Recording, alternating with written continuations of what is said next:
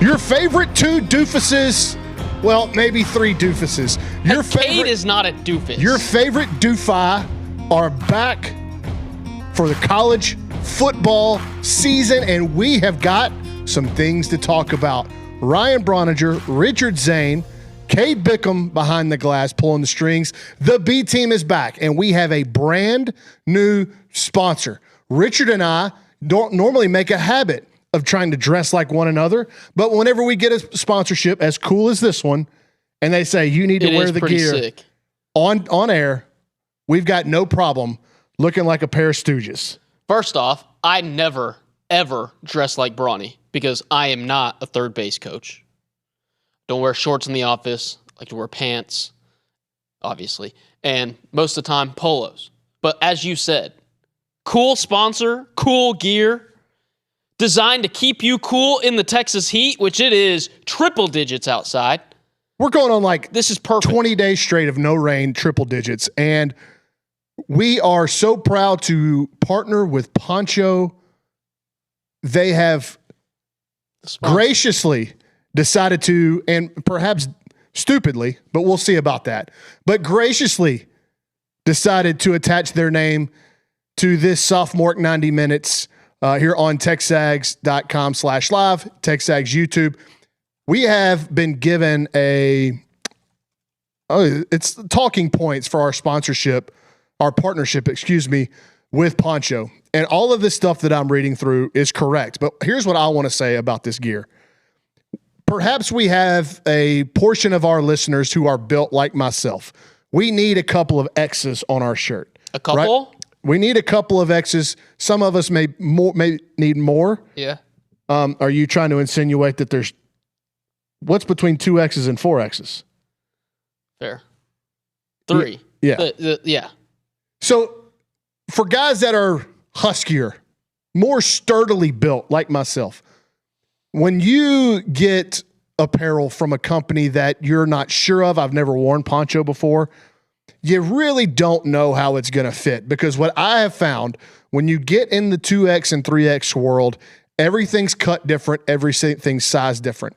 So when Miranda Powers told us that we were going to be getting some Poncho merchandise for this season of the B team, I was, number one, pumped because I've heard it's an incredible brand, but number two, just intrigued, curious to see, okay, is this going to fit me? Big guys, I'm talking to you. If you have been hesitant or been wanting to order anything from Poncho, do it. This fits me as good as any Pearl Snap shirt that I have ever owned. And not only that, like Richard said, it's light, it's breathable. We will be wearing Poncho gear every episode. Hopefully not the same shirt every day, but we will be wearing Poncho gear going forward, and I've got zero qualms about it. This is a really cool shirt. It feels good. It's breathable. It's not, I know it doesn't fit me like, a Boudin casing. This is nice. So are you done talking to the Lord Tubbingtons of the world? Yeah. Why don't you talk to your size people? So obviously I'm not Brauninger sized. And when I order stuff from different companies, I'm always worried about whether or not it's going to swallow me, right? It's going to look too big because everything's cut different. Small might not be a medium or whatever, blah, blah, blah. This fits perfectly. And this is just the regular size. If you're even skinnier than I am, first off, eat a hamburger, drink a milkshake. Second off, they got the slim fit for you. They've got 2 different sizing options. So there's really no reason not to grab a Poncho shirt or 2 or 3 or 4, which I did earlier today, if you're worried about sizing. They've got something for everybody. They got slim fit, and they've clearly got thick fit. Thick? Thick fit.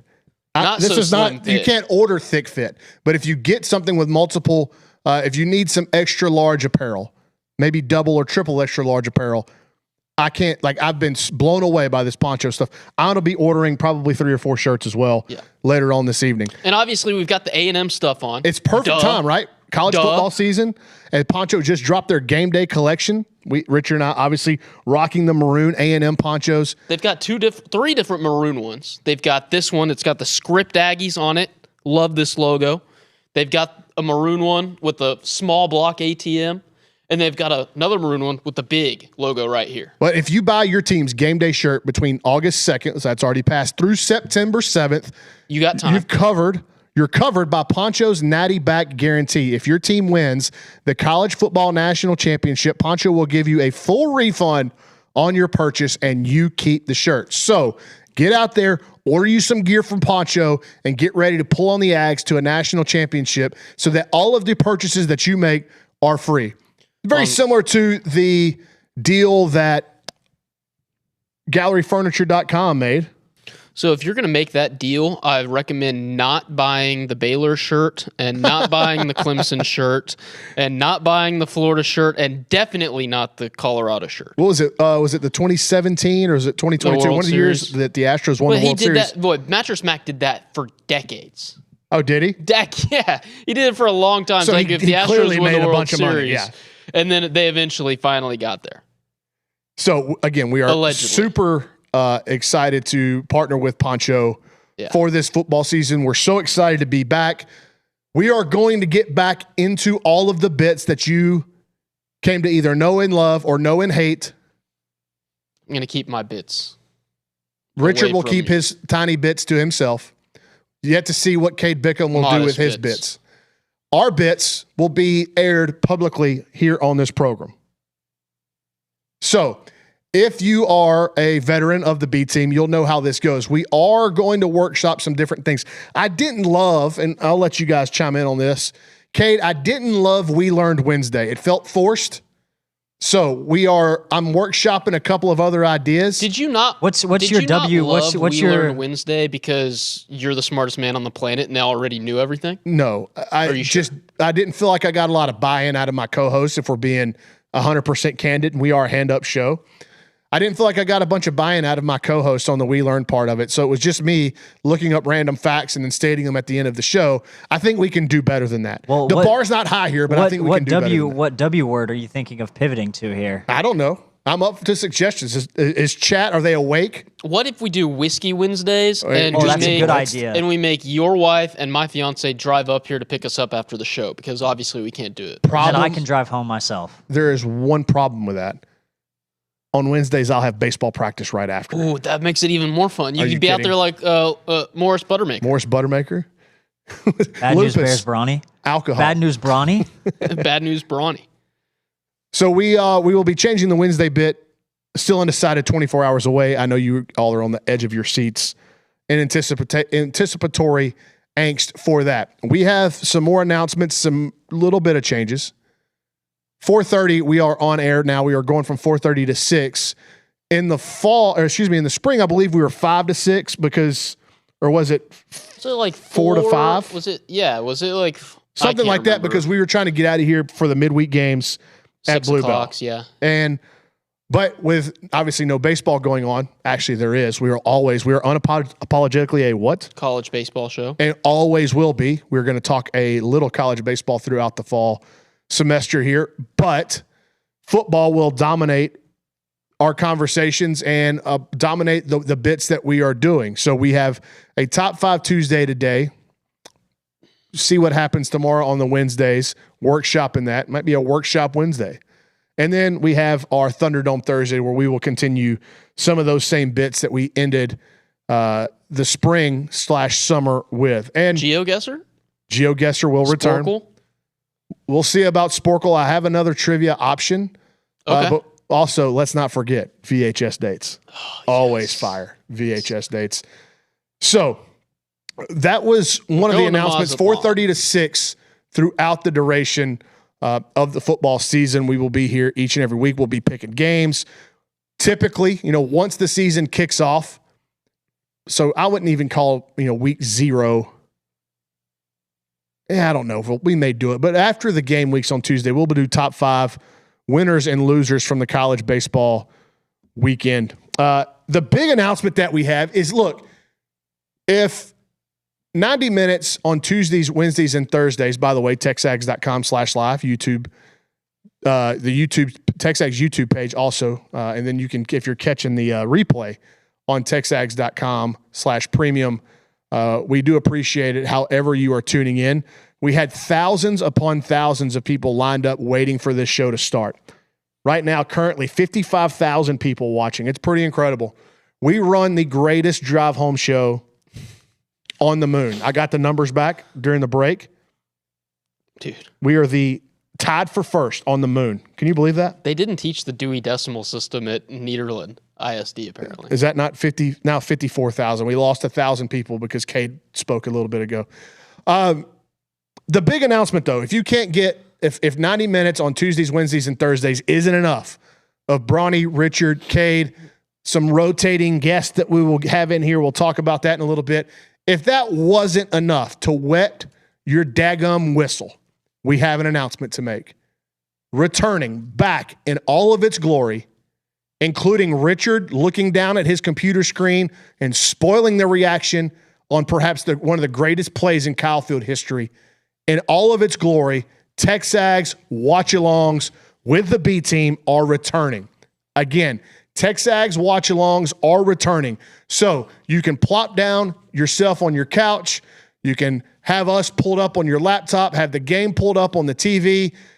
Who wants to listen to bums like Sean McDonough and Chris Fowler call a game? Whenever you can listen to the velvety, yummy tones of myself and Richard Zane wax lyrically about stuff we have no idea about. We don't know football. He don't know football. I don't know football. Kate, do you know football? Wow. Okay, so Kate knows football. Kate knows ball. But you can sit down here and you can watch the games with us, commentate, talk back and forth. We're looking forward to that. Shut up, Reese.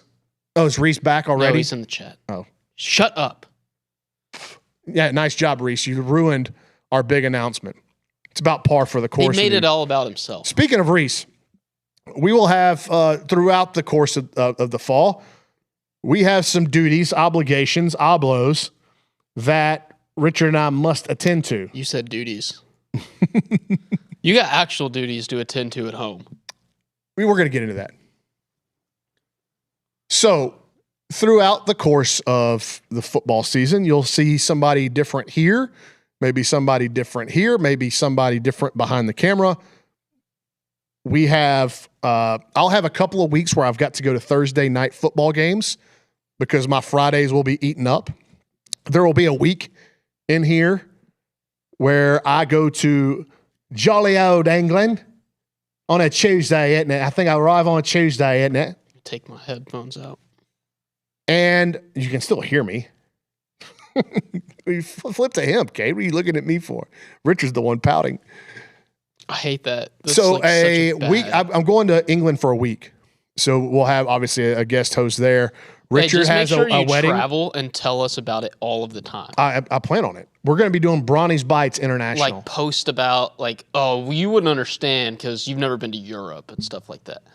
I don't plan on being that uppity about it. While you're over snarky. While you're over there, can you pick like a random middle of the table Premier League team to like follow and pretend to be like a huge fan of them? Well, this is soured. This is something that Luke did. Just was it, over the summer. I love it when people are performative. Like I love it. Luke is definitely that. A lot of people like Luke because he's performative. I don't know what all kind of things he performs, but he does at least perform bits in this office and caricatures in this office that seem to get under people's skin. And because they do get under people's skin, he will continue to be performative. I'm going to England for a wedding. I'm looking forward to it. During that week, it'll be Richard and perhaps Reese. Matthew Dawson. Oh, yes. May pop in for Short a couple. Kings. It'll be a Short Kings episode. Matthew Dawson and Richard, that'd be a great combination. You think it'd be funny Danny if Grant. we zoomed out? Like if Matthew and I were on the show together, we zoom all the cameras out to make us even smaller than we actually are as part of the bit. Or we could have Cade move one of the cameras up and lower it, kind of an upskirt shot for you guys. Make y'all look bigger than you actually are. Upskirt You're not an upskirt? shots? No. Me either. Not this part of College Station. Maybe across the street. I don't know what that even means. I also don't know what anybody means. No Man, I'm idea on a heater today. I have no idea what Richard is talking about. Perhaps Danny will grow some courage and a spine and a backbone and come on the B team. He's got a lot of things to say. He and Reese just yap. They yap. Reese was yapping today in the office. He can't. He couldn't stop. Just kept yapping. And I'm not going to make fun of Reese. He helped me mow my yard last week. Okay. All right. So the top 5 Tuesday topic today is like top 5 things that we did while we were on break, while we were on hiatus. Yeah. What were the top 5 things that you did? We can get into that now, or we can talk actual sports. I don't care. Well, let's go. I also don't care. So let's see where Cade's mind's at. Cade, what's on your mind? What would you like to do? What would you like to start the show with, Cade? Well, you know what? Frankly, I think we'd be remiss if we didn't start the show with some semblance of Lane Kiffin, LSU nonsense. Wow. Discussion. The mature one. Yes. See, this he's is a why ball knower. This is why he's not a doofus. We're the doofuses, and he's the dweeb. He's a dweeb. He That's knows fair. balls. Term of endearment. Fair assessment. Term of endearment. We're gonna get shirts. Maybe wear them on the live stream on the watch-alongs. Actually, I don't think we're going to do that unless Poncho sponsors these shirts. If we all get white ones, we can be like Backstreet Boys, and this is the end. Are you going to have to cut your hair to look like a Backstreet Boy? I'd have to wear a wig. But Cade Bickham bleaching that fro he's got and then shaping it up like a Backstreet Boy would be probably worth 10 to 15,000 more viewers. By the way, don't forget, we are still... If somebody wants to pay me money, like a good amount of money, I might do that. Cade Bickham, every ounce of Cade Bickham is for sale. That's what he just said on the internet. So that will live forever. But don't forget, like and comment and subscribe to TexAgs. Click that thumbs up, though. It costs you nothing. It only helps us, helps the algorithm. And we are still in search of Cade Bickham's LASIK eye surgery. I actually had a doctor come forward and ask if we were being serious. And then I think once it was put forward on the table for Cade, it was like, okay, that was just a fun bit. Now it got real, and so I don't know if we need to keep that bit around, because we did have somebody reach out like, hey, do you think it'd be cool if Cade actually did LASIK with this doctor?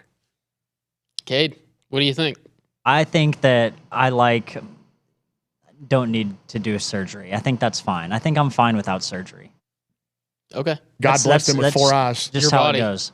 Also, your body, your choice, Cade. Danny Grant just showed me an important notification that ABS got approved for college baseball next season. All of college baseball? No, there's no way. So they were voting on some possible rule changes. That's going to be on a conference by conference use. It's not going to be across all college. Okay, baseball. they okayed it as an option for next season. That was expected and more importantly, at least I'm more interested in, what did they do about the 3-batter minimum?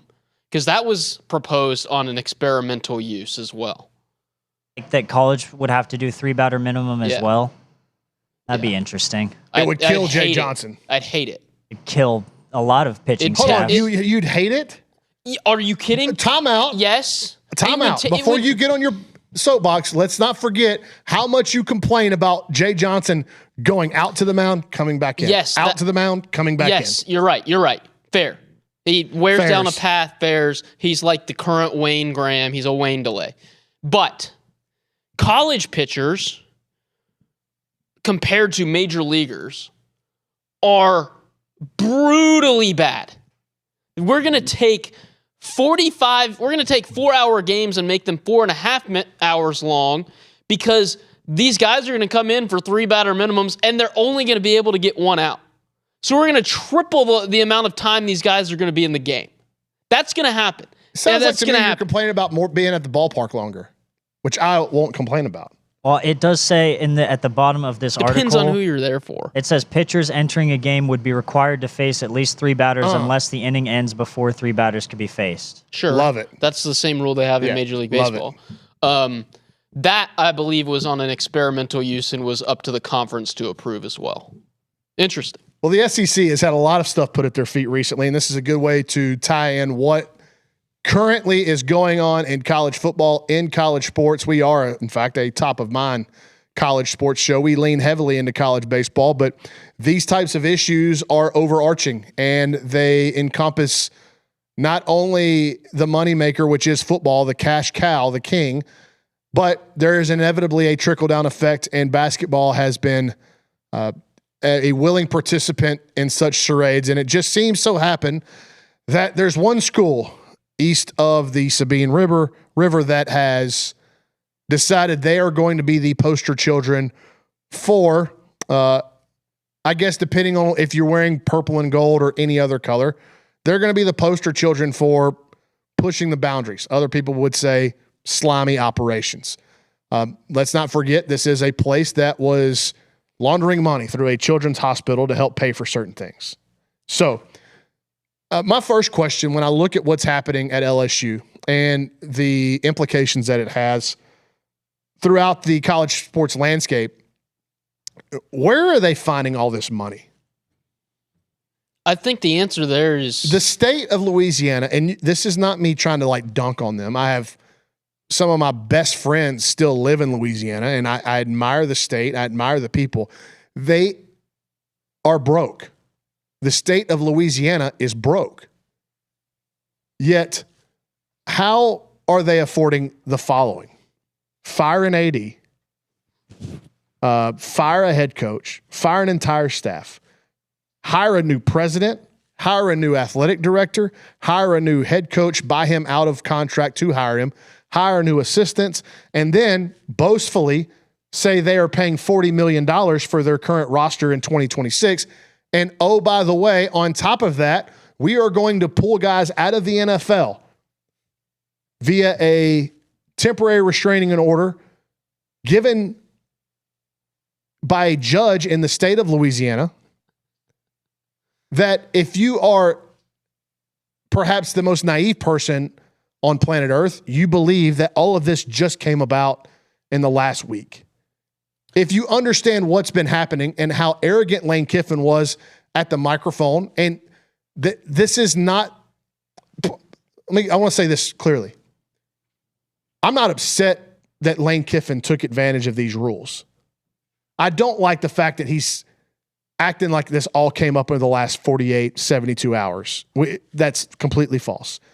The injunction, the TRO to get this done in the state of Louisiana, you're crazy if you don't think this has been worked on all summer. Wait, time out.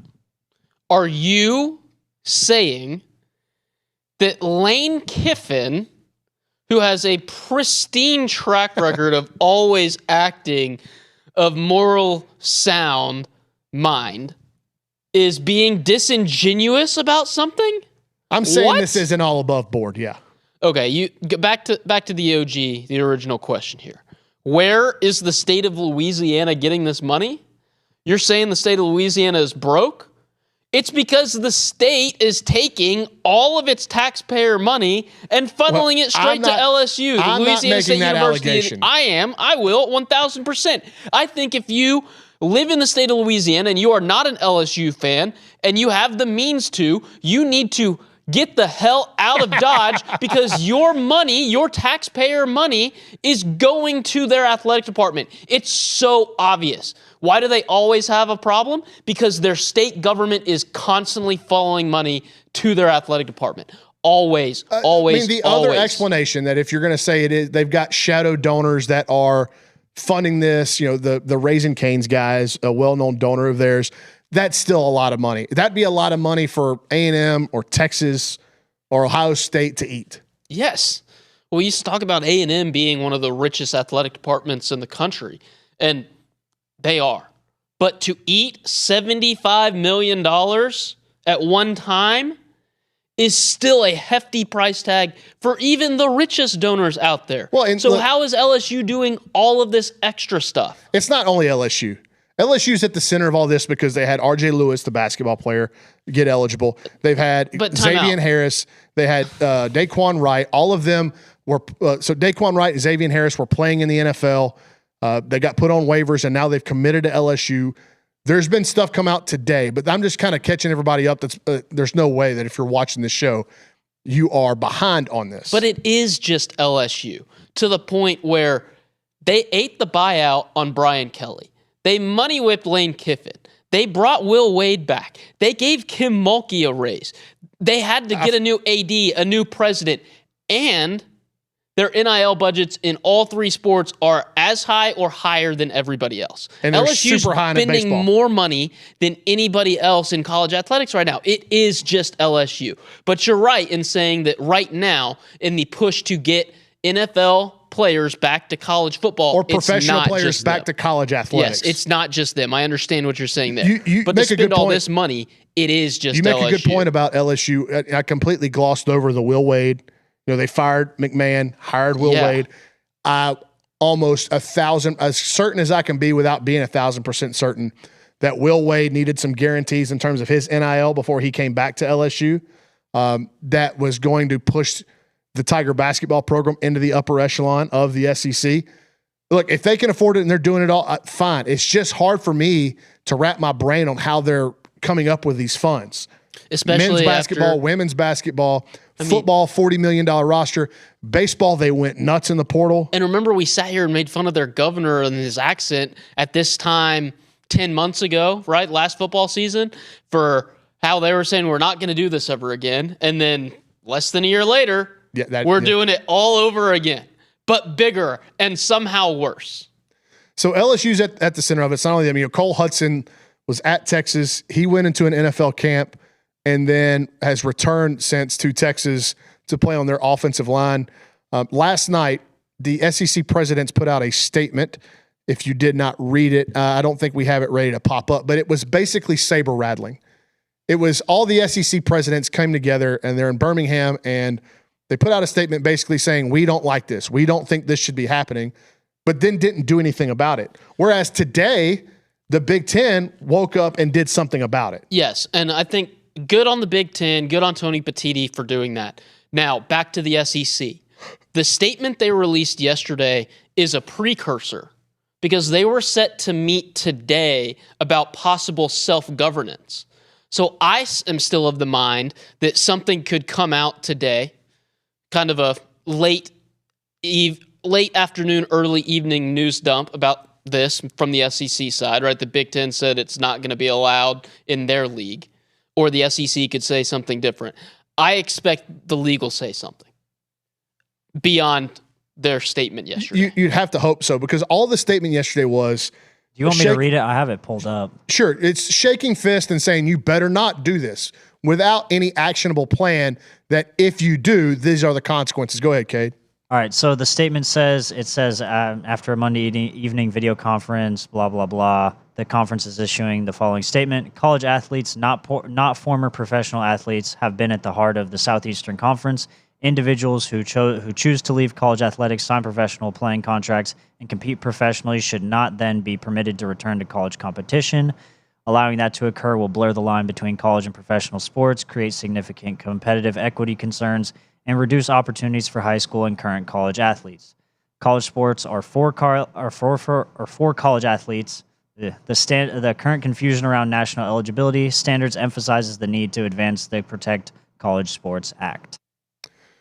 Now, the opponents of that statement from the SEC and the lawyers that are going to be getting involved to try to get Xavier Harris, Daquan Wright, Cole Hudson, to get them to stick at these universities are saying, look, our client, these players only went professional because they didn't have the option to return, because under the previous set of laws governing eligibility, they didn't have a fifth year.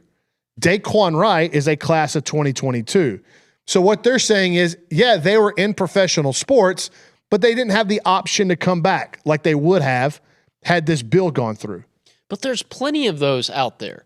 My mind immediately goes to a smaller sport, an athlete who didn't have an opportunity to go play professionally.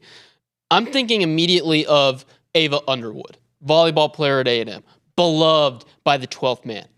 She's a class of 2022, but she didn't go play in Love or Major League Volleyball or any of these.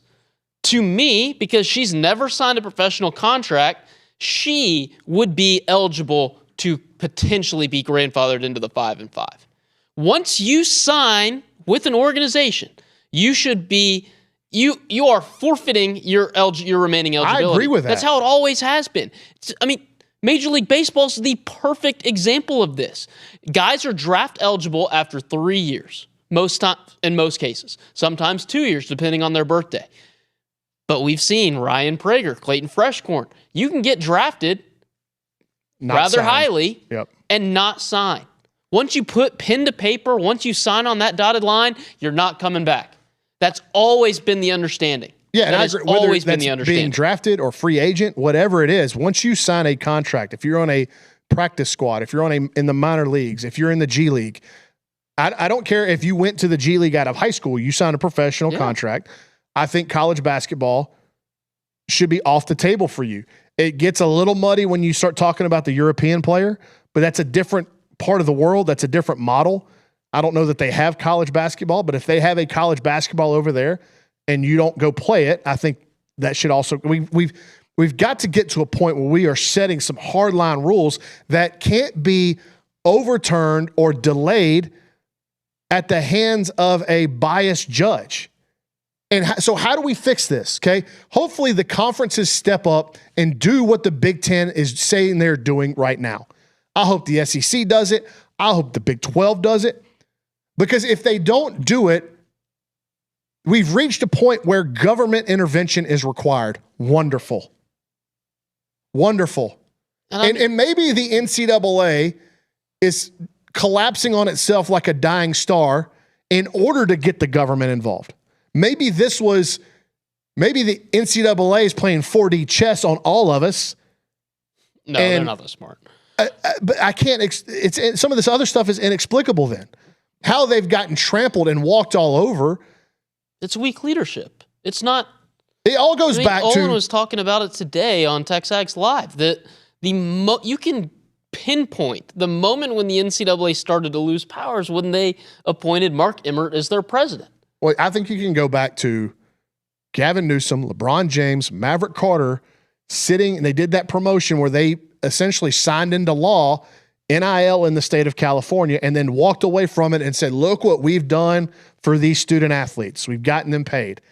And they lit it on fire, a room full of gasoline and kerosene cans, and they said, watch these fireworks. And from there, I mean, I can remember sitting in the old studio on TexAgs Radio talking about this. Like, where is this going to end? And I can't remember if it was for Nuno or if Gabe was still around at the time, but I can remember guest hosting and talking about the idea of private equity in college sports and athletic departments. And I had people say on the TexAgs Radio, TexAgs Live chat, I had people PM me saying, dude, this is crazy. It'll never get to here. Guess what? They're talking, what everybody's meeting about right now. LSU. Private equity. We're selling conference-wide sponsorships to Monster Energy. And terrible jersey patches to go along with it. But that was 3 years ago. Because once you pop the top on this thing, there is no limit. Well, we're at the point where unless the government steps in with this Protect College Sports Act, it's going to keep happening this way. It's up to the conferences and then the federal government. I think the model's going to eventually die. I do. I think college athletics is going to eventually die. And what I think we'll be left with is a professional-ish model at each of these universities, and they only play each other. It's going to be essentially a minor league system, a draft league system below the NFL of 30 to 40 professional football organizations that use the name Texas A&M, that use the name LSU.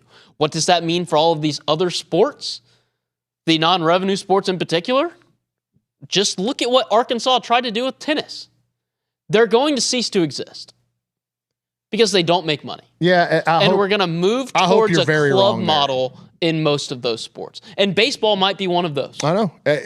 Baseball would definitely be on the chopping block at a lot of places.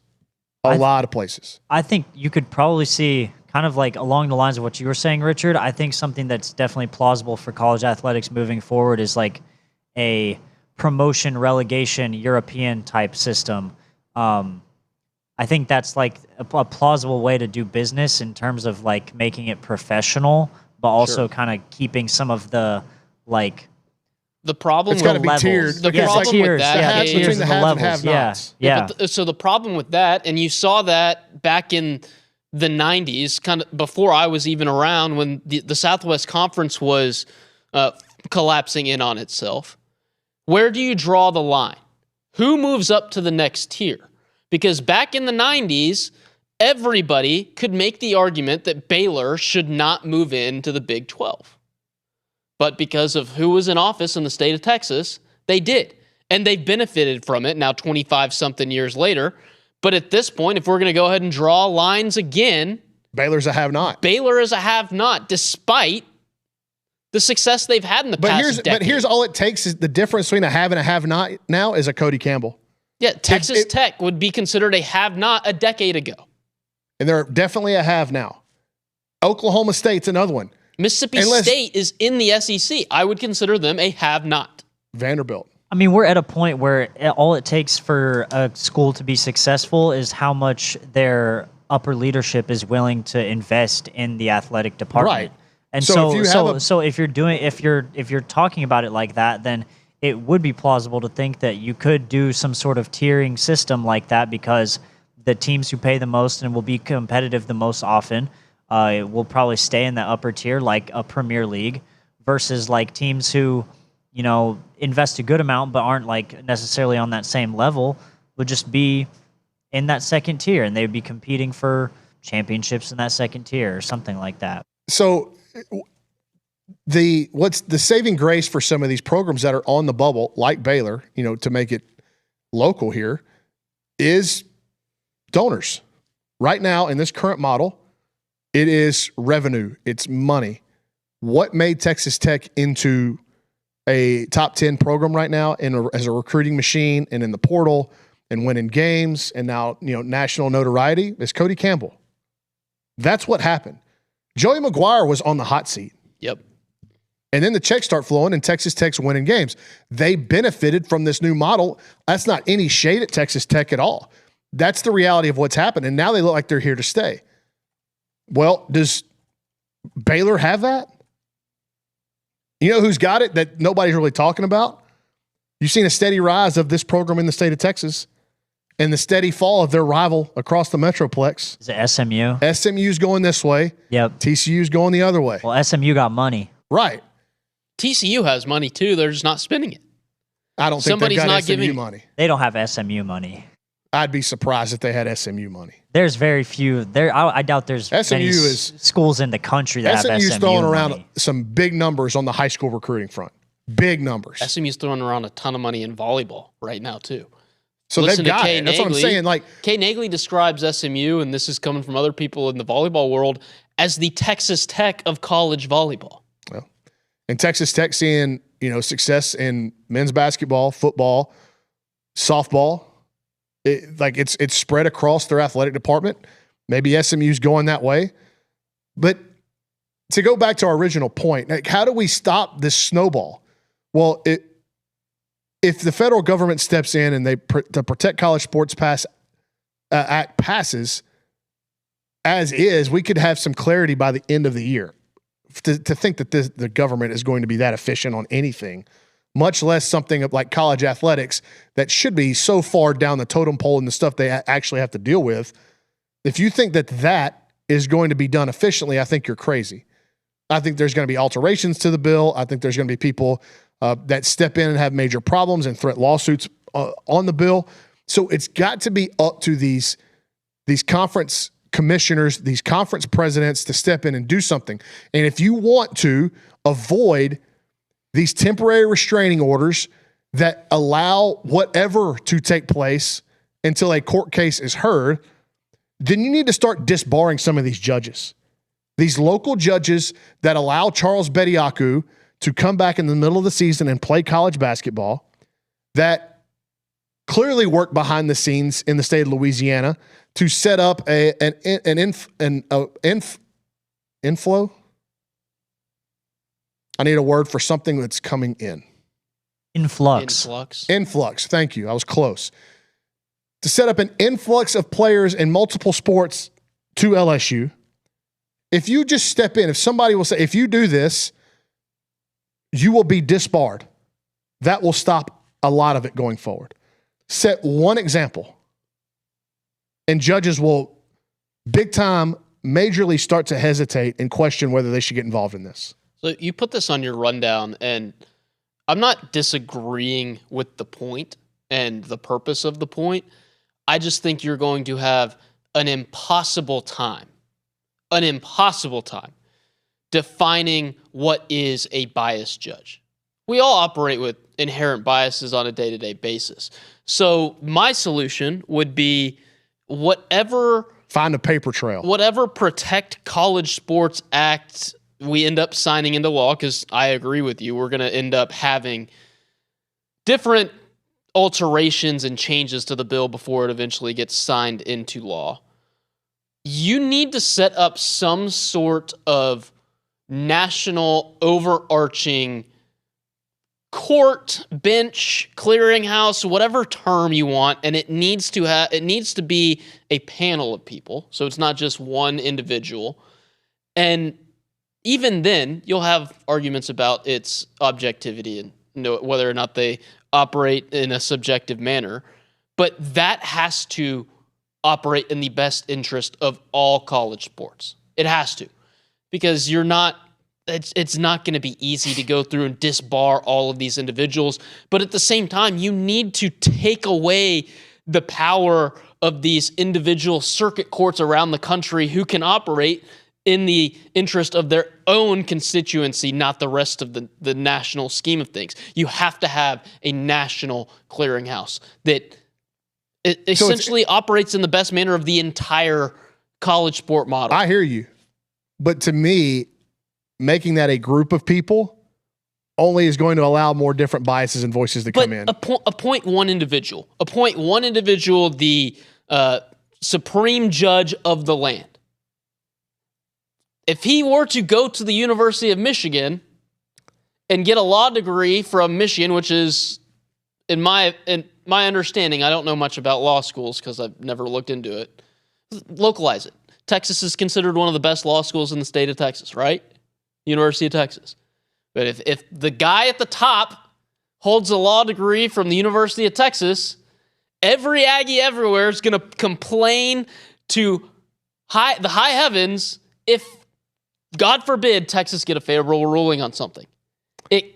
You are not going to be able to get away from inherent biases without having a system of checks and balances and having people to check everybody else at the door. Maybe you have a group of people, but you do have a president, Possibly. And then they have a staff. But maybe we can get a European focus group and they can run college athletics. So there's no skin in the game. Yeah, there's no corruption happening in FIFA right now. Yeah, exactly. None of that. Well, about all this, I'm not surprised. I'm frustrated.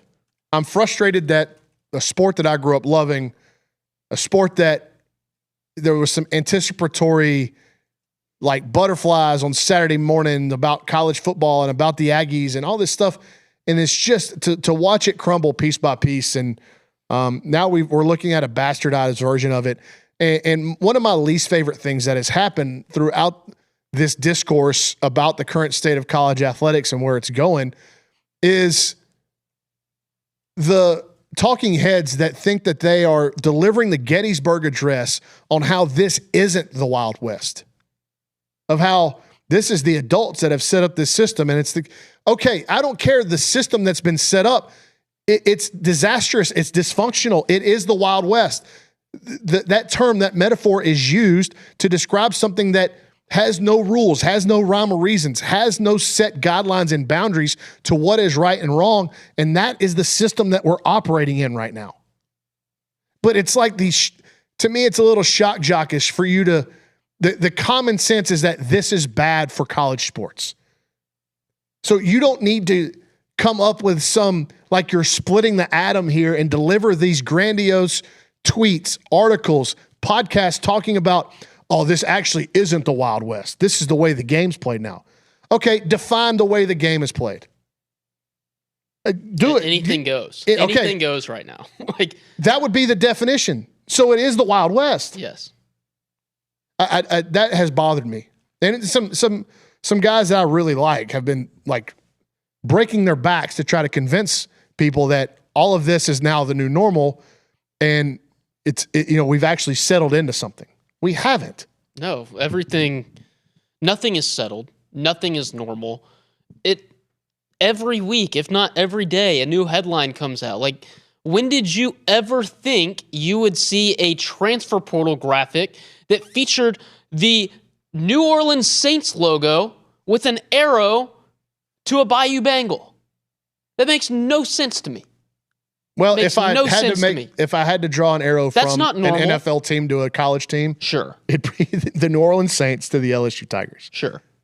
But you're right, to see the Cleveland Browns to LSU. It was the same thing with the Charles Bediako thing in the winter. Like, it makes absolutely no sense to see this NBA logo with an arrow next to the Alabama logo. It's wild. Well, how does this affect Texas A&M? There's a lot of basketball stuff going on. I mean, Bryson Warren was deemed ineligible. And Jordan Pope is still fighting a battle. They think he's going to be eligible via the 5-for-5 thing. But that's just for 5-for-5. That's not from the pro ranks back. Right. But there's still some limbo for that. Same just like there is for Ethan Darden. And I think we'd be naive to say that A&M is not at least kicking the tires or looking at the possibility of adding a kid who's playing in the NFL. There is going to be... Because to Lane Kiffin's credit, which we're not going to give a ton around on this show or following shows, he's right. If you aren't doing it and it's allowed, somebody else will. Yep. You're putting yourself at a competitive disadvantage. Dabo Swinney, when NIL became a thing, put himself at a competitive disadvantage. Now, I think it needs to be cleaned up, obviously. So what we're looking at here,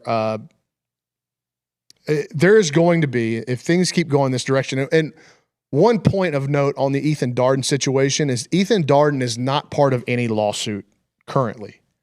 So he is relying upon the outcome of the 5-for-5, the Protect College Sports Act, to go through before he is going to be granted another year of eligibility at Texas A&M. I have asked if he can participate in fall practices because it was like the day after we broke the news that he was going to be a full participant. He had returned. He was going to be a part of the baseball program. The next day, the Colorado court case got overturned. And so the picture of whether he would be allowed to work out with the team during the fall got a little bit cloudier. And I'll have to do some digging to see if he's working out with the team right now. But that's, I would say, Jordan Pope, Bryson Warren, Ethan Darden are all of the three big sports at A&M. Those are the three names awaiting eligibility for their current athletic calendar. But what we're going to see, all three of them, but Bryson Warren's the only one that's not eligible right now. The other two are eligible right now, but it could change depending on pending legislation. The rumors in the baseball world are that there is a program that a lot of people follow that is well known that is looking into adding a professional player at the Christmas break. Baseball, right now, they're operating under a 35-man roster limit unless you have what are called designated student athletes. Designated student athletes are players that were grandfathered into the current eligibility model and roster limit model. They were in college whenever it went into existence, or are old enough to have taken it or been a part of that. And so, like for A&M, for example, A&M has 45 players on the roster, counting Ethan Darden. Well, they've got like 10 of those are designated student athletes, DSAs. So A&M's full. The A&M can't take any more players. Other schools may not, you don't know how many DSAs they have, but they may not be full. They may be below 35, even if you take away, or when you take away their designated student athletes. The interesting part about the baseball discussion is what is on deck for the entire sport. There is a lockout coming. Now, the minor leagues and major leagues have a different collective bargaining agreement. So just because there's a work stoppage at professional baseball, that does not mean there's going to be a work stoppage for minor league baseball. What we understand is that minor league baseball will operate as normal. That's not my understanding. That is not my understanding. And I've spoken to somebody with the union. Yes, they're different CBAs, but they're both represented by the Major League Baseball Players Union. And when the owners lock out the MLBPA, they will effectively lock out both major leaguers and minor leaguers. That's my understanding of it. So if there's no Major League Baseball next year, there will be no minor league baseball either. I read it differently. That was so when there was the short lockout ahead of the 22 season. Minor league baseball operated, but the CBAs were different then. Yeah, in 2022 in 2022, that's the precedent you're thinking of. It's not the same anymore. Yes, the CBAs for Major League Baseball and minor league baseball are still different, but the minor leaguers have now unionized under the MLBPA umbrella, which means as union reps or as union members, they'll be locked out. This is from ChatGPT. Yes, minor league baseball should continue during an MLB lockout. The lockout covers players represented by the MLB Players Association, primarily those on MLB 40-man rosters. Therefore, minor leaguers not on a 40-man roster can attend camp and play normally. Players on a 40-man roster generally cannot participate in affiliated minor league activities during the lockout. Minor league schedules could still be adjusted for unrelated operational reasons, but an MLB lockout itself would not shut down minor league baseball. And what I think that ChatGPT is pulling is the source material is from 22. Okay. Really, that's kind of beyond the point of the discussion here. Okay. So with an impending lockout happening in baseball, if there's a complete shutdown and no games are played, and there has been no hard line, no governance, nothing signed to set hardline boundaries on eligibility in collegiate sports, then at least one program that I've heard of is exploring the possibility of bringing back a player from professional baseball. And the lawsuit that the player would say is, if there's no baseball, then this is an operation where I'm trying to make money, and you can't prevent me from making money. If there is a lockout only at the professional level, the argument would go to there's no upward mobility in my current situation because of the lockout. And that's ridiculous on both counts. I think both of those arguments are ridiculous, but we've seen ridiculous work.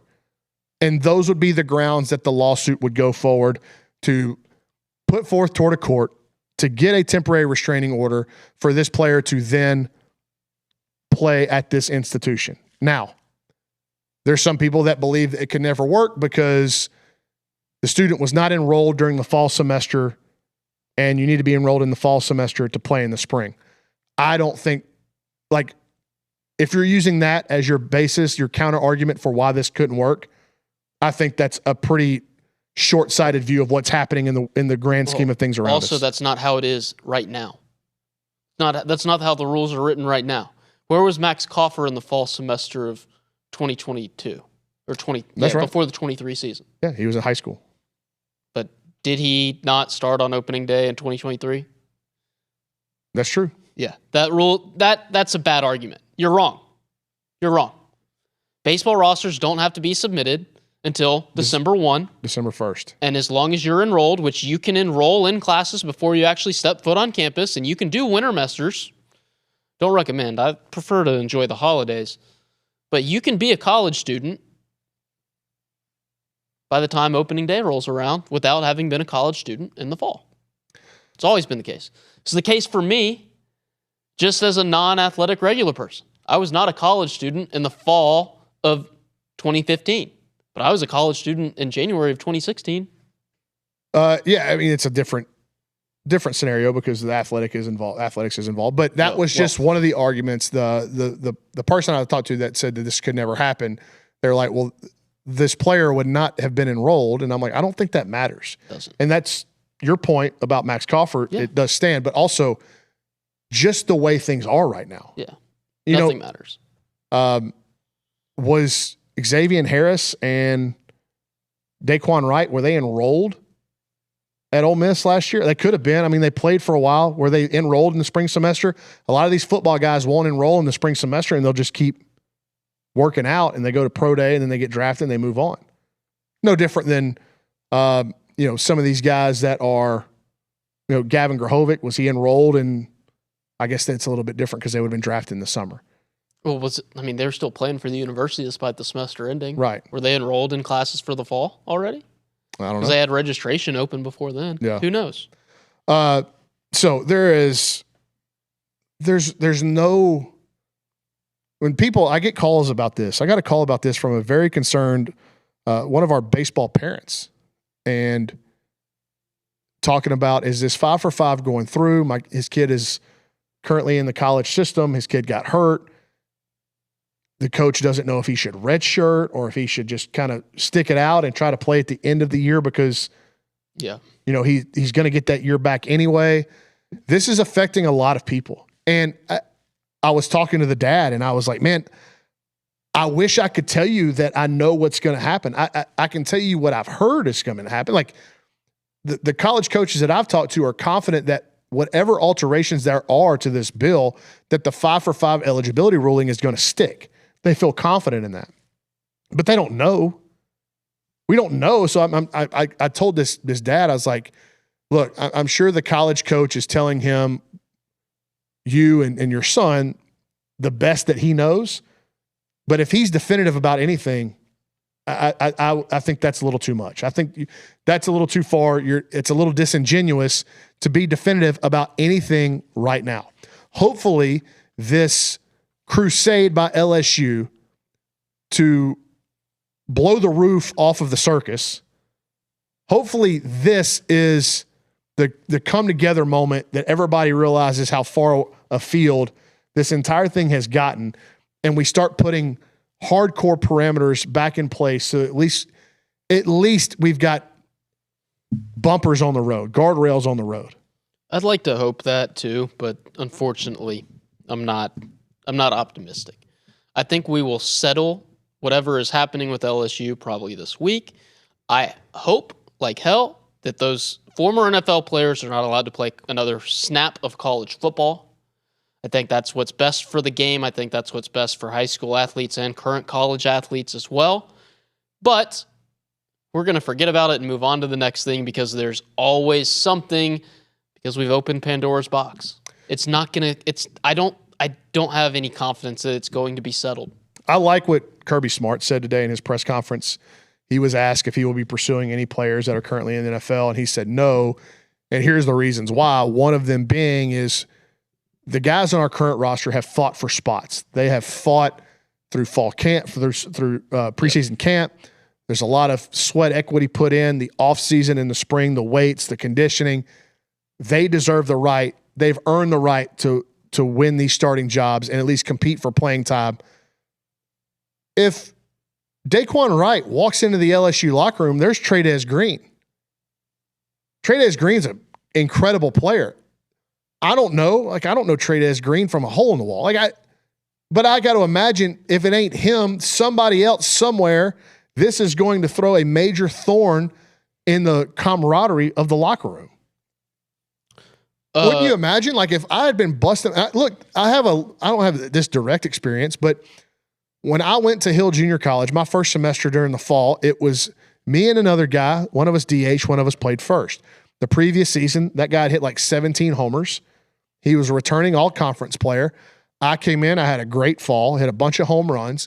And so we went into Christmas break, had our exit meeting with the head coach there as, hey, what was working in the fall, that's the plan for the spring. One of you will hit one game and the other will DH, and we'll flip-flop them. As long as y'all are swinging the bat, you two are in the lineup. We loved it. Cool. Right? We show up in January for preseason practices, and in walks this 6'5", 230-pound Dominican dude that doesn't speak a lick of English, and all of a sudden he's in the first base rotation.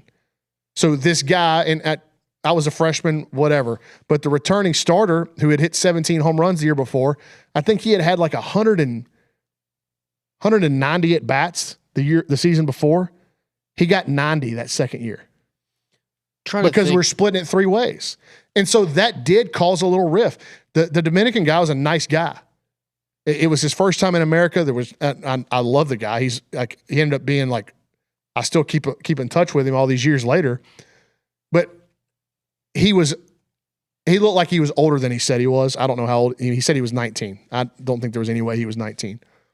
But it threw a rift in the camaraderie, and like we had busted our tail and run so many triangles and so many gassers in the fall, and this guy shows up and he's automatically a part of the rotation. It bothered us. Oh, certainly. Well, you're familiar with the movie Miracle, right? Yes. Banger. That's exactly what I was about you to were reference, thinking about this, Richard. where Yep. they're gearing up and they've been going through practices and exhibition games together and skating all these gassers, and then Herb Brooks brings in a guy who's having a great year at the collegiate level, and the reasoning is he could help us win. And a lot of the guys who had built up the bonds and the friendships were against it. And Herb Brooks in the movie, and I know it's a dramatization of the real life events, it was give me one reason why I shouldn't give him a hell of a look. Could help us win. And the answer is because we're a family. Like, locker rooms are a family. We work here every day with a bunch of hardworking people at TexAgs. We're a family. If somebody new were to come in and start taking all of the credit, it's probably going to grind Brauny's gears or Nuno's gears or whoever's gears, right? I understand that. Natalie Martin, who was social center today, intern, she played collegiate volleyball, beach volleyball, I believe, at Berkeley. She was saying the same thing. You go to practices, you go to workouts, you do all of this stuff. You are grinding with people day in and day out.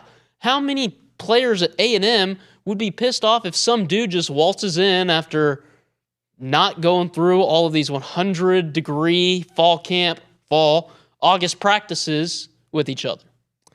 Yeah, even as well liked as Torian York is, if he came back, like Ray Coney would be pissed. Ray Coney doesn't know Torian York. Well, and think about the guy who's a little bit further down on the depth chart, who's fighting for reps, just fighting for playing time, not for a starting spot. Jordan Lockhart, Tamarian Watkins, true freshman, looks like an impact player, but he's young. He's going to have to fight for reps early on. But if somebody comes back at his position, that immediately knocks him down a rung and makes it harder for him to get on the field. Opportunities for young athletes and high school athletes in particular are going to suffer. Locker room cultures are going to suffer if we allow this to keep going on. Well, and the counter argument to that would be, well, this is professional sports now. And True. It's a bottom line business, and it is a business.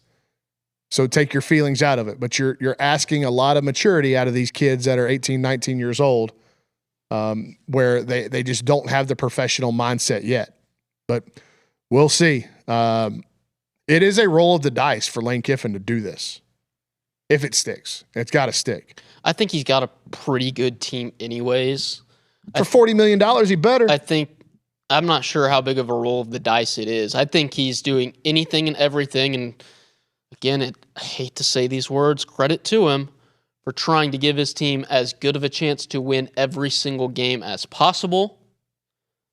However, this one's out of bounds for me. It's out of bounds for pretty much every common sense college sports fan out there. You know what else is out of bounds? Driving to Nowhere, Ohio, and spending $140 on a lady of the night. It's crazy, especially when your net worth is $8 billion. For those of you that do not know, 49ers owner Jed York has a penchant for loose women, and he's going to jail for it. He was caught in a prostitution ring in middle of Ohio. He was allegedly paying $140 for the services of a female. I don't know what those services are. I didn't get that far into the article. Look, I have to preface this with not familiar with those meetings. Do not plan on ever being familiar with those meetings. Kate, are you familiar with those meetings? Not in the slightest. No. Okay. But my knowledge on all of this is coming from what I've seen in the film Wolf of Wall Street. Very educational film. I highly recommend if you're of age.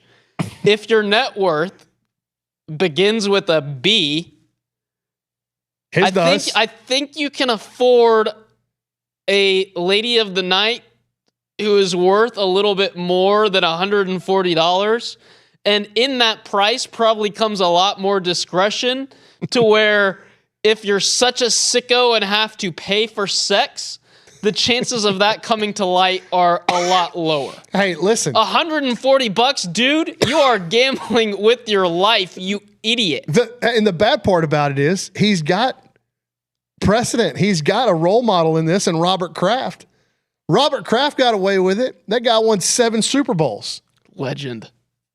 Why don't you just call him up? Like, hey, man, how'd you do it? If you're that much, again, like Richard said, if you're that much of a sick, twisted, demented human being that you have that much net worth and you are going to Nowheresville, Ohio to get your rocks off, maybe call the master. He must have called Vrabel instead. Yeah. Hey, Mike. Hey, Vrabes. How did you get caught? Can you tell me? Can you tell me how to be as stupid as possible with my extramarital affair? We don't know that Vrabel was paying Diana Rousseau. No. That's not the insinuation. That wasn't the insinuation. You're being a complete moron with your extramarital affair. No, I know, but Kate said he could have called Vrabel. I think for advice on how to be bad at being discreet. Okay, hey, man, you're a real, you know what, just like me, scumbag. That's the word I'll go with. You're a real scumbag just like me. How can I ensure that my family and my children find out that I'm cheating? How can I do that? Hey, Rabes, you're an expert in this field. A lot of people have taken their shots at Jed York, and when you behave in such way, the internet's going to do what the internet does. But it does stink for his kids. Yeah, I mean, and his wife and his kids. It's hard for us to wrap our minds around. You have that much money, and that is how you're choosing to spend it. It does go back. You know, money doesn't buy you happiness, and $140 bought him a lifetime of heartache. I, for one, was very appreciative of this scandal and this headline because it took, at least for a little bit of time, the microscope off of different billion-dollar sports owners, which I'm still educating myself on potential fraudster Mark Walters. I am listening to a Jeff Passan hour-long podcast to learn more about Mark Walters. Yeah, what is this about Shohei Ohtani and the GM? They're going to lose both of them through all this scandal. I think that's a lot of speculation. There is a clause baked into Shohei's contract that gives him the opportunity to opt out should there be a change in ownership, more so a change in general manager. Hey, Kate, I know a club that needs a general manager. Yeah. Yeah, but here's the deal. Jim Crane's too much of a cheapskate to pay what Andrew Friedman's worth. Jim Crane is living under the false pretense that this Astros team, this is like part of their glory years. Like he's so far away from that. He's baseball Jerry Jones. But he's won a couple. Jerry Jones won 3. Well, a long time ago. Yeah. We're not. What, no, 10 years. Hey, we're going to win the division, Brauny. Don't even worry about it. With a losing record. Yeah, exactly. Just to close the thoughts, the Shohei thing exists because his contract is so structured around the deferred payments being used on building a team around him. And if there's a leadership change at owner and GM, there's no guarantee that would be the case. That's why that exists. That's where all the speculation is. Again, not educated enough yet. I think it's very possible that Mark Walters sells his 27% stake in the Dodgers. Maybe Bowie has to as well. But I don't think... They might be doing it at the point of a sword, too. Yeah, I don't think a ton of it's going to change. And also, this team, in my lifetime, this franchise, has been through some really, really bad ownership changes. Bankruptcy of the McCourt family as well. So it's not unprecedented for Dodger fans. And like Astros fans who might be going down or had to deal with the scandal, I've got my printed newspapers. I enjoyed those championships, but I also don't know yet if everything was funded fraudulently or illegally. I'm finding out. I'm doing my due diligence, B-teamers, chatsters. Now, I would love to see a sub-500 team win the American League West. That'd be the funniest thing. The Astros are a mess. The entire AL West is a disaster. The charitable thing to do for the team that wins the division is to give that playoff spot probably to somebody in the NL that deserves it. That's not charitable. This Why would you division, do that? Just get in. But this, Win 13 I games. know, I get it. I'm making a commentary on how bad the division is. But what's going on with the Astros right now is it's crazy. So the Astros and Dana Brown part ways. I think this is one of those safe face deals for Dana Brown where the Astros said, we are going to fire you or you can leave. And he said, okay, I'll leave. They made the same or a similar pass at Joe Espada. They said, you are not going to be retained next year. We are giving you the choice to continue out coaching or we can do an interim deal the rest of the season. It's crazy. This comes on the heels of one of the most maddening series that I can remember watching the Houston Astros against the Athletics. They blew 2 leads. They are in a division race. Somehow they are in a division race. They blew 2 leads. The second one was it a 6-run lead? They were up 6-0 on Sunday. And they blew that lead. It was completely mismanaged. Now, they were up 6 and gave up 7 unanswered runs, Reese. Joe Espada has something going on with his family. He left the team after that series. I don't think any light has been made as to what's going on. We don't need to know. That is an unfortunate, and it gives you a good sense of these guys have real lives outside of this, and I hate that. And by all accounts, all the baseball people I've talked to said Joe Espada is a good dude. A lot of them politely said they think he may be in and over his head with a job like this. But the Astros will have a new manager and a new GM next year. The crazy part about it is, let's say they do get in. I think they're still only like 3 games back of the final wild card spot anyway. That's how bad the AL's been. Yeah. But let's say they get in, Cade, and let's say they win the first round and they win a couple of games in the division series. Or that would be actually, if they win the division, it would be they're a half game series. back of the final wild card spot. Yeah. Yeah, it's pretty it's pretty crazy. pitiful out there. But what I'm saying is, what happens if they go and they win 4 or 5 postseason games? And then you're going, wow, Espada really did a pretty good job for the mess that this Better yet, and I don't want to see this happen. I'll go on record. Sorry for you guys. I don't want to see it happen. What if Joe Espada manages the Astros on a miracle run, something like what we saw Bruce Bochy do in Arlington in 23, and they win it? But they've already committed to the bit of firing the manager. Like, it doesn't make any sense to me. It would be like, man, to be fair, I think that's kind of what they did with Dusty.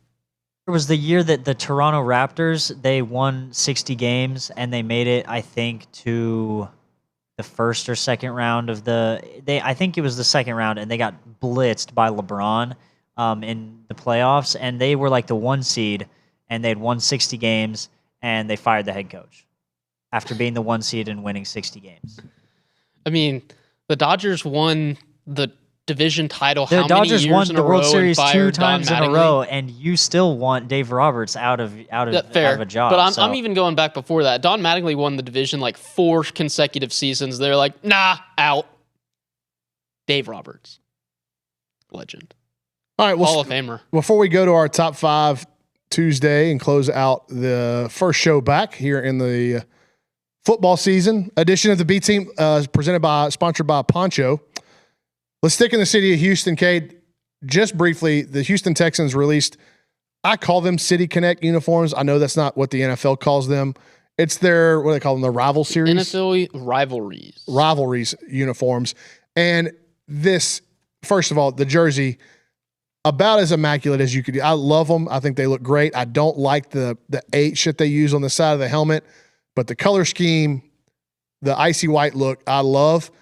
But if you know Houston, if you're from Houston or a fan of Houston sports, this hype video for the jersey was as good as anything I've seen put out for these new jerseys in the NFL this year. Cade, go ahead.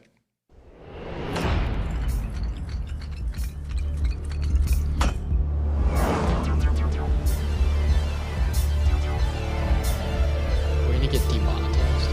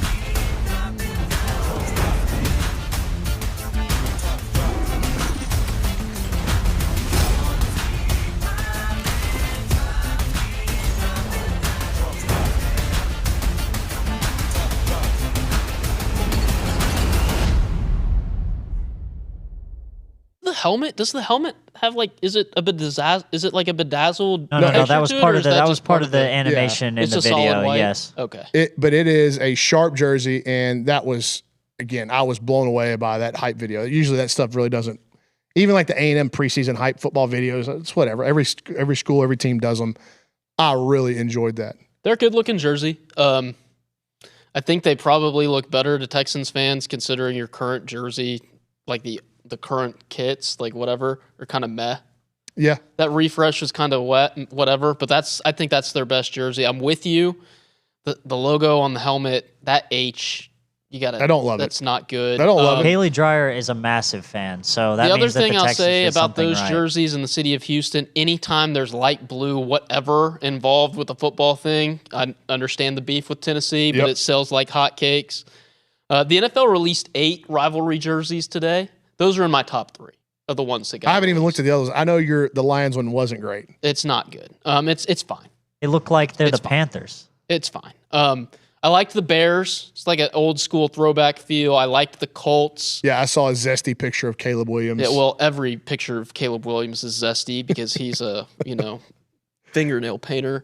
The Lions, they're fine, but I also like their current set. Like, it's so good. Why do we even not need an alternate? Minnesota sucks. Tennessee sucks. The Jags sucks. And Green Bay, the Jags was the worst. Sucks. The Jags, I did see those. Those are hideous. Everything Green Bay does sucks. Green Bay, I don't have a great color scheme to begin with. I actually thought those looked kind of nice. Nope. You're wrong. You know why they suck? Do you know why they I have suck, an opinion. Cade? No, your opinion's Because they're wrong. the Packers. Everything the Packers do sucks, okay? Oh, I'm sorry. I'm not an NFC. I have no skin in the NFC North game. Hey, so I just said the Bears letting were you among know. the best. Well, yeah, Okay, but they're I'm an equal opportunity hater. That's fair enough. the tiles dropping in, mimicking the street signs in downtown Houston. Yeah, that's cool. Obviously the song Tops Drop, iconic Houston song, the whole thing. It just did a great job of kind of coalescing Houston into a promo with the Texans in these new jerseys. They were great. That's great. And I'll be honest with you, man. Like CJ Stroud wanting a big contract, this is put up or shut up year for him in the city of Houston. And they are good enough. I believe they are good enough to go to the Super Bowl. Their Got the defense is really good. The additions of David Montgomery. Oh, don't. That's so sad. The offense literally just had it. Very They could do sad. like a 2015 Broncos thing where the offense can just be average and the defense can just absolutely hard. Well, can they carry. block? Are they going to be able to block for CJ? And then what does CJ Stroud's progression look like? Because the pieces are there for them to be a top 3 team in the AFC. I'm going back to the jerseys, and I agree with all of those points about the Texans and their on-field potential. I also think they've got a hell of a head coach. And in that league in particular, you got to have a great head man. I love D'Amico.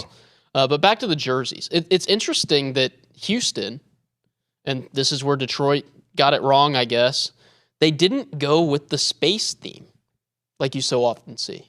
Detroit, the Tigers, the Red Wings, now the Lions, I'm glad they all didn't. played into that Motor City thing.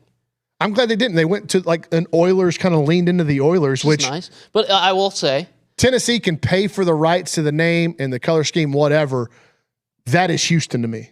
I also wouldn't have complained if they did something space themed. Because that no other city in the country can say that. I think you can do it better with I a think football it's- jersey yeah. than you can with Orlando. a baseball jersey anyway. UCF. Different. No. Completely different. And what about anyways, now that where is it in South Louisiana where Elon's building all those rocket launchers? Well, isn't that just Grimes County? No, that's the prefab Terrafab. Terrafab. Isn't that just space stuff? I It's all thought the that same. was like a data center I stuff. have no idea. He's building in like the swamps of Louisiana. He's building rocket ship, like rocket launchers. Oh, meeting from the Southeastern Conference. Following meetings with the presidents, chancellors, and athletic directors of the Southeastern Conference, the SEC will enforce the following policy. Following meetings with the presidents, chancellor, blah, blah, blah. An SEC institution is not permitted to have an athlete on its roster who was, 1, previously declared for the NFL, NBA, or WNBA draft, or did not appropriately withdraw. 2, signed a contract with an NFL or other professional football league, NBA, G League, or WNBA or affiliate Bryson team. Warren's out. Or 3, been listed on an NFL or other professional football league, NBA, G League, or WNBA or affiliate roster. The commissioner is authorized to enforce this expectation with penalties against member institutions. And LSU's basketball roster just yes. got shredded. Yes. Thank you. Yes. Presidents, chancellors, That's why you ADs tuned of into the this SEC. show. Great job. They Great dropped job. this You with did 10 it. minutes left. Finally. We're so proud of you. Now, Greg Sankey, nut up and enforce Yep, policy sign and it. penalty. Signed a ting. No, next, when LSU Signed sings a out ting. Trey-Dez, Signed a whatever, ting. not Trey-Dez, give me the actual name, Trey-Dez. Daquan Green's Wright. eligible. Daquan Wright. Daquan Wright. If Daquan Wright takes a snap, LSU forfeit. 2-0, they lose. 2-0. Yeah, do you know why it's 200. 2-0? No, it's 2-0 because a safety is the only score in football that is not attributed to a player. You can get the sack for a safety. You can get the TFL for a safety, but the scoring points are not given to a player. Listen, it couldn't be a bigger, like, they dropped this. They knew what they were doing. 10 minutes left True. of the B team's first show back with a new sponsor, a big announcement. How do we make it? 59,000 people watching right now, Cade. Yeah. That's what they're saying. That's what I see. 59,000 people watching, and they drop this news to try to get as many eyeballs and ears on it Pretty huge. as possible. That's big. That's That huge. is big. I think I mean, that's it awesome. completely undoes the first 45 minutes of our show. Absolutely, and that will absolutely shred LSU's basketball roster. And you know shred it. what wasn't talked about? Baseball. Baseball. I don't understand why they didn't say all sports. I guess maybe there's some distinctions that need to be made for golf and tennis. You know, it's a little bit different. There's a lot more international stuff there. But I would imagine they can make an addendum to it to include the spring sports as well. But pretty strong move by the SEC. Now Sankey's got to enforce it. Credit where credit's due. Very happy they did that. I would be interested to see that meeting room and see the representation from Baton Rouge or Austin. Yeah, less than Austin. They have one. Sure, And but he wasn't even, Cole Hudson, from what I was reading on their practice reports, wasn't even a part of their starting five. He was like a depth piece. All right. Oh, before Great quickly, segue into top five. Yes, quickly before we do that, the chat did mention this, and we probably should because that is it is big news of the day. Is rest in peace, Dolly yeah. Parton. Yeah. Rest in peace. Moment of silence for Dolly. Okay, top five. I was hoping you were going to sing Amazing Grace to come out of the moment of silence. Joe, I was thinking Or about 9 to Jolene. 5. 9 to 5 or Jolene. Working Yep, 9 classics. to 5. I think they buried her on. Never mind. Hey, respect. Come on. Tomorrow, okay? Not today. Okay. Top five Tuesday. Top five things we did while we were on our break.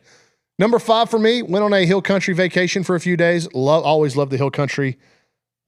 Stayed at a very, very nice cabin in Concan that was probably worth $15 million. Very nice. Cool experience. Awesome. Okay, so for me, you'll notice a theme because I am currently paying for a wedding. I didn't go anywhere or do anything fun. So 5 on my list was we moved. Didn't do nothing. Not great. We moved out of our little 2-bedroom apartment and into a 3-bedroom, 2-bath house rental property. Bryan, Texas resident. Again, not fun for us to go through the movers, but it was an important step. So we're getting settled. The house is real nice. Dishwashers are the bane of my existence. But we've gotten it figured Congratulations. out. Thanks. Well, I mean, I really didn't do anything. I'm Okay. still paying rent. My number 5, I put I bought an air fryer. Oh, Yes. Okay. Sweet. All right. Yeah. Cool. I mean, the cool thing about this is that all three of us are in very different stages of life. So what we're all going to think is cool. Probably Richard's list is going to mimic more mine. Cade's list is going to be electric, and it's going to like. I don't know about electric, but it's going to like it'll get pretty us tame. It'll get us make Richard and I start feeling maybe 10, 20 years younger. Speaking of number 4 for me, I turned 40 years old. Mazel tov. 40 years old. I don't feel 40. I don't wake up and think I'm 40 years old. I feel like I should have more crap figured out than I do. But I have, to my detriment or to my credit, I've always felt like I've lived in the moment. Well, I try to, brother, you don't look a day over 39. Thank you. 4 on my list, because I was so busy moving and on my feet and carrying boxes and all sorts of stupid stuff, I was tired on the eve of the Major League Baseball deadline. So I slept through the biggest news of the year and didn't get to participate on Twitter when we ruined baseball and traded for Tarek Skubal. Very sad. That was your number 4 favorite? Yeah, it's funny. It's a good story to tell. Okay. Like, how could the biggest Dodger fan on the planet not be awake for the Scoob news? Okay. Scoob scoop. Cade? Well, my number 4, I was not there for the actual event preceding these events, but I was there for the Northgate excursion after PKO happy hour, and that is number 4 on my list. What a time! Way too low. Way too low. Also honestly, on my list. It could get moved up. I could move it up a spot. It's on my list. It's on my list at 2. Specifically, OB's evening at Chimmy's / Good Bull. Best night of my life. Best night of my life. The stories were incredible. It was amazing. It almost felt not real at points in time. Like that's how crazy. That's how I thought I was gonna unbelievable. I didn't, it was. like I've gotten to the point in my life because all the stuff that I've got going on. I didn't have any FOMO, but I was so excited that everybody got to have that night and Olin was a part of it. Like I wanted to see all the pictures and all the videos, not because I wished I was there, but just because I wanted to see what I'd heard so much about. And so whenever I saw Olin with bottle girls around him and a big old sign at Good Bull, like that made it worth it for me. Like I could feel how much fun y'all had. That was good shout. Good call by Cade. And yours, you had it at number 2? It was 2 on my list. Number 3 for me, despite all the complaining that I've done about it, I'm building a deck. Yeah. And me and my father-in-law have done this. And if you ever want to test the relationship with your father-in-law, do a pretty extensive outdoor project with him. But I didn't grow up doing a lot of, work with my hands or household. I did a bunch of chores, but like I didn't build anything. Like my dad is a wizard with it. It just wasn't passed down to me. So I've had to learn a lot of stuff and I'm doing a lot of this on my own. So I've just found like I'm taking a great deal of pride in building this for our house. And so, my wife and son can enjoy it. And so I've learned, I've learned to love some pretty hard manual labor. My fiance and I babysat baby Brauny a couple weeks ago, and I've seen the progress on Brauny's deck, and I can confirm that Brauny has a big deck. Thank you, Richard. You're welcome. I'm glad you got to see my big deck. 3 on my list was wedding planning. Oh, you're liking that now? That sounds like no, I'm not. It's just it's a top. You must have had a worst summer of all time. We went nowhere. My big trip was I went to Tampa for work. So that's why that's why you enjoyed coming over to look at my deck. Yeah, seeing Brauny's deck was a highlight for me. Anyways, my wife has to look at that deck every day. Just as long as she's not looking at other people's decks. Cade, what was 3 on your list? Number 3 on my list was finishing my move to my apartment. Shout out Nick Savage for helping me get my dresser up the stairs. Yeah. Boy, I would hate to be moving furniture with Nick Savage because he's like he is going to like overwork it and like Nick's be awesome. No, he's great. The best. But he'd be like, "Come on, let's get it up the stairs." No, Nick helped us. No, it was perfect. Move. It was perfectly reasonable. Yeah, he helped us when we moved into our Thanks for apartment playing a couple into the years bit, ago. guys. And he was awesome. Like if I would have killed myself without him. Nick's calm where I'm the one that's hot-headed and like that. Okay, so you said you're number 2 already. My 2 was Olin. It was awesome. Again, I wish we could play the video, but I promised him we wouldn't. Cade, what was your number 2? My number 2 was it was my friend's wedding. My roommate from my last place. I was in his wedding as one of the groomsmen. So that was a really good time. A lot of fun. Really happy for them. I'm going to try not to talk about it very much, although it's come up already in conversation, but I've gotten our trip to England planned, flights booked. That was a lot of fun. And the girl that we're going to see that we know was in our wedding that invited us to this wedding. She's Australian. She lived 5 or 6 years in the state of Texas. That's where she met my wife. And now she lives in England and she's getting married. She told us to wear typical Texas wedding attire. She wants us to wear that. So, that means suited and booted, right? For us, it's a blazer, it's cowboy boots, and a cowboy hat. Well, traveling with a cowboy hat is difficult. So I have been calling like the place where we're going to stay the 2 nights before the wedding. Then when the days of the wedding, we get to stay on the premises. I've been calling these places to say, hey, can I ship my hat and boots to y'all so I don't have to travel with them on my person or in my luggage? And they were very nice, but I got laughed at multiple times. They thought that this was the most outlandish thing they'd ever heard. That's 1 on your list? Number 2. Oh. But like just getting the whole trip planned was number 2 for me. Okay. Number 1 was my wife went back to work. And so for the better part of 2 months, I got to stay at home every day with Bo. Dude, he's awesome. I'm a big fan of Bo. That was number 1 for me, was like getting to spend so much quality time with my kiddo. He has now started daycare the last 2 days. So getting him into that routine, which is helpful for us because me and my wife now get to get stuff done during the day. But while she was working in the office, I can come in. I don't have to come in for a lot of the work that I do. So while we were on this break from B team, I got to stay at home with him. It was awesome. So cool. Yeah. Well, I got that beat. I saw Rush again. Sat on the 3rd row. It was awesome. Saw them in Fort Worth. They played 2112, the entire thing, and they played the entire Moving Pictures album. It was by far the best concert experience I've ever had. Got your deck hard, huh? Yeah, dude. I was solid. Richard had a solid deck. You saw some of those diamonds in that Houston video? Okay, Kate. Like that in an ice storm, All right. dude. It was awesome. Okay. Just kidding. That's kind of gay because they're dudes. All right. Well, my number 1 was my whole I went down to Houston to see my family for 4th of July, but highlight of that was World Cup game, round of 16, Morocco, Canada. Morocco, you went? Yeah. I went to the game. It was super awesome. Did you wear a red hat with white letters? I did not. Oh. I thought maybe on America's 250th birthday you'd have worn something like that. Nah, it's more of that seems more like Nick Savage apparel. All right, guys. I don't go to those meetings. It's good to be back. Tomorrow, we don't know what the bit's going to be. It won't be We Learn Wednesday. Rest in peace, Dolly. Rest in peace, Dolly Parton. Y'all get up and do something. Welcome back to the B Team, sponsored by Poncho.